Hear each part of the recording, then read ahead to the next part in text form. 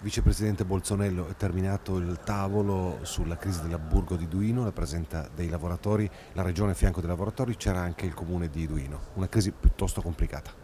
Una crisi complicata perché il tema è quello dell'impresa, nel senso che le crisi si risolvono se gli imprenditori ritengono di poter fare alcuni interventi. In questo caso abbiamo una situazione che vede dal 9 di giugno un incontro al Ministero in cui Burgo presenta un altro imprenditore, Cartiere di Ferrara, che si impegnano a fare un ragionamento di tipo industriale, quindi presentare un piano industriale per la riconversione della linea 2, e ad oggi né Burgo né Cartiere di Ferrara di fatto ci hanno presentato nulla.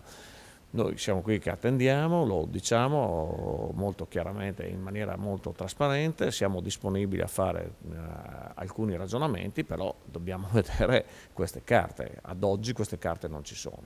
Nei prossimi giorni, all'arco di una 15-20 giorni, ci assicura Cartiere di Ferrara che si siederà al tavolo dando una prima risposta di tipo industriale, alcune richieste di tipo industriale, le valuteremo e in base a quelle ragioneremo se è possibile accompagnare o meno il tutto. Noi siamo convinti che se c'è una volontà lo si possa fare, gli strumenti ci sono e questa era la cosa più importante.